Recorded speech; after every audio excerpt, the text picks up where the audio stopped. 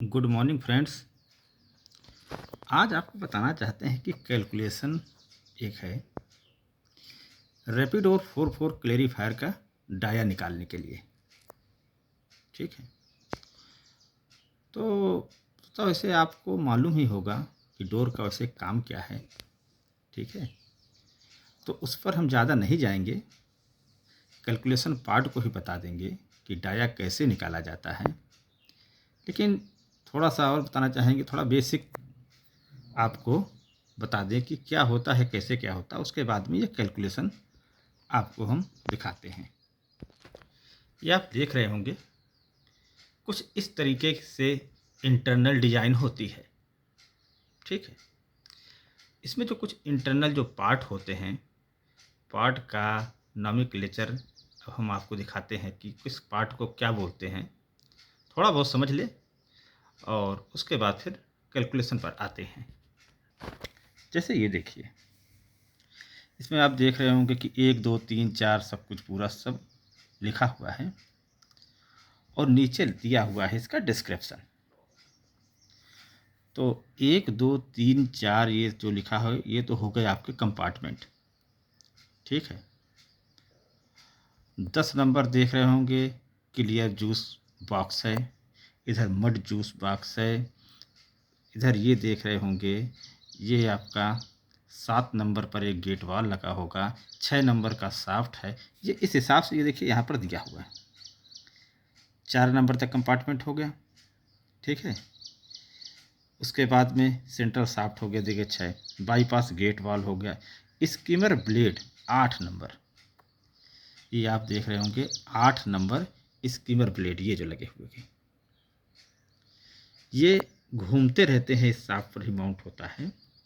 ठीक है, वैसे इसका आरपीएम में देखते हैं तो बहुत धीमे धीमे घूमता है। इसको 4 से 5 आरपीएच होता है, 1 घंटे में 4 से 5 रोटेशन। ठीक है, फिर होता क्या है कि जूस जो है मड वाला जूस यहाँ से ड्रेन होके मड वाले बॉक्स चला जाता है, स्कीमर उसको काटता रहता है, क्लियर जूस होते हुए इस बॉक्स से क्लियर जूस निकल जाता है। ठीक है, तो मड वाला पार्ट वैक्यूम फिल्टर होते हुए मडी जूस यहाँ से पास हो जाएगा और क्लियर जूस दूसरे बॉक्स साइड चला जाएगा। इंटरनल डिजाइन देखना चाहेंगे तो बहुत चीज़ें हैं वैसे बताने के लिए, इंटरफेस है, ये फीडिंग है, यहाँ से हर एक चीज़ है। ठीक है, क्योंकि इसके वर्किंग पे हम ज़्यादा ना जाके हम आपके कैलकुलेशन वाले पार्ट को ही देखते हैं ज़्यादा। इसमें देखिए इंटरनल डिजाइन है और इसका ना हो तो आप एक स्क्रीनशॉट ले लें। इसमें सबका नाम लिखा हुआ है, क्या चीज़ कैसे माउंट है। वैसे आप लोग इसको जानते ही होंगे, इस पर हम ज़्यादा नहीं जाके डायरेक्ट जो है कैलकुलेशन पर आते हैं। चलिए स्टार्ट करते हैं। सबसे पहले तो ये जो डोर की डिज़ाइन होती है, डाया का कैलकुलेशन होता है, वो रिटेंशन टाइम के बेसिस पर होता है। आपको ये भी मालूम है कि 2.5 से 3 घंटे जो होता है रिटेंशन टाइम होता है डोर का। ठीक है, तो 2.5 से 3 रिटेंशन टाइम हो गया। 1 कंपार्टमेंट की हाइट जो होती है लगभग में 5 से 6 फीट की होती है, क्योंकि 4 कंपार्टमेंट है तो लगभग में 20 फीट के अराउंड इसकी हाइट हो जाती है, टोटल हाइट। अभी ये आगे यूज होगा, अभी वहाँ पे निकालेंगे इसको। तो बेसिकली ये चीज़ें हैं। ठीक है, रिटेंशन टाइम के बेसिस पे होता है। चलिए अभी एक एग्जांपल लेते हैं। अपने पास में जो रखा हुआ था 5000 टीसीडी प्लांट के लिए कैलकुलेट करके रखा हुआ, आप अपने यहाँ के प्लांट की कैपेसिटी लेके पूरा कैलकुलेट करिए। और ये कैलकुलेशन बहुत इजी है, ये हम आपको बहुत पहले भी बताए थे जिस समय हम राजूस पंप की कैपेसिटी निकाल रहे थे। ठीक है, तो वहाँ तक तो राजूस की पंप की जैसे कैपेसिटी होगी वहीं तक ही चलेगा, उसके बाद आगे और कैलकुलेशन होगी। चलिए देखिए, इसे 5000 टीसीडी का प्लांट 210 टीसीएच हो गया। मिक्स जूस परसेंट के 110 118 120 तक जाता है। हमने चलो 120% ले लिया। आप अपने लैब से रिपोर्ट लेके जितना हो 118 होगा या 115% होगा, उस हिसाब से आप कैलकुलेट कर लीजिए। 120 से भी करेंगे तब भी कोई दिक्कत नहीं, क्योंकि थोड़ा सा प्लस रहेगा, ज़्यादा अच्छा होगा। ठीक है, चलिए 120% के हिसाब से जूस परसेंट गेन हम लेते हैं। तो सबसे पहले आपको निकालना पड़ेगा टोटल जूस की क्वांटिटी। ठीक है, 210 TCH आ गया, 120% इसका निकालेंगे तो 1.2 से मल्टीप्लाइड कर दिया तो 252 टन पर आवर आ गया। ठीक है, यहाँ तक कोई दिक्कत नहीं होगी। जूस की डेंसिटी भी हमने आपको बताया है 1.06 टन प्रति मीटर क्यूब। ठीक है, अब आप कैलकुलेट करें जूस फ्लो रेट, तो सीधा इससे जो है डेंसिटी को आप भाग कर देंगे तो मीटर क्यूब पर आवर में आ जाएगा। यही जब हम क्लियर जूस पंप की कैपेसिटी वगैरह निकालते थे तो देखिए 20% एक्स्ट्रा लेते थे। ये क्लियर जूस ऑब्लिक रा जूस की कैपेसिटी टेक 20% एक्स्ट्रा, इसी का 20% निकालते थे तो देखिए इतना मीटर क्यूब पर आवर आ गया। तब वहीं पर होता था कि पंप कितने का इंस्टॉल किया जाए, तो लगभग 300 मीटर क्यूब पर आवर की पंप की कैपेसिटी होनी चाहिए 5000 के प्लांट के लिए यहाँ। ठीक, ये पुराना ही कैलकुलेशन था। यदि आप हमारे वीडियो में जाएंगे राजूस पंप की कैपेसिटी तो देखिए होगा इतना पूरा निकाला हुआ है, इसमें यही यूज हो रहा है।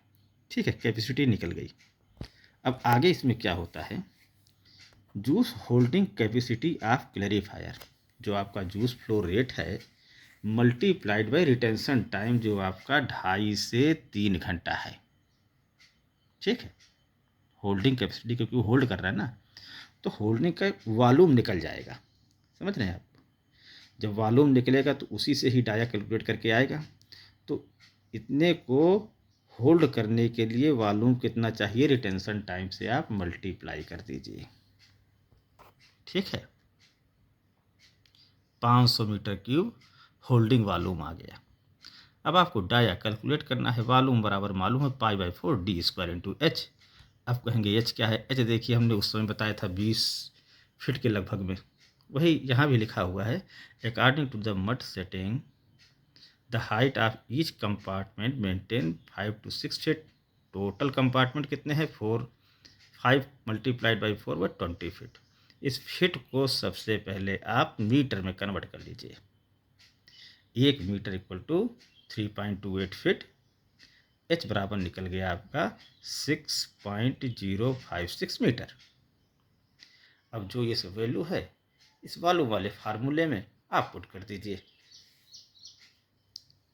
595 equal to π/4 d² into H, H की जगह 6.056, d² इक्वल टू कितना हो गया 595 multiplied by 4 oblique 3.14 multiplied by 6.056।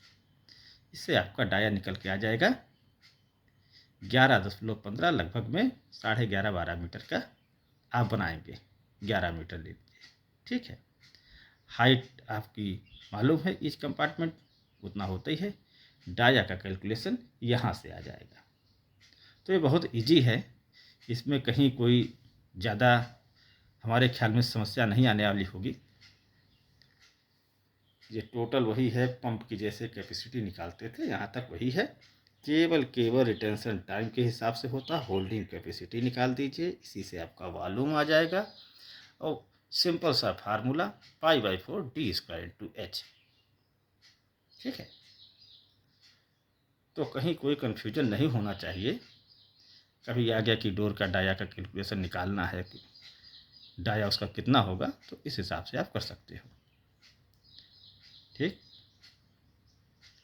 आज के लिए भी इतना ही, और आगे कोई और क्वेश्चन और मिलता है और आपको बताते हैं। ठीक है, हमारा वीडियो अच्छा लगा हो please like share and subscribe करें। Thank you.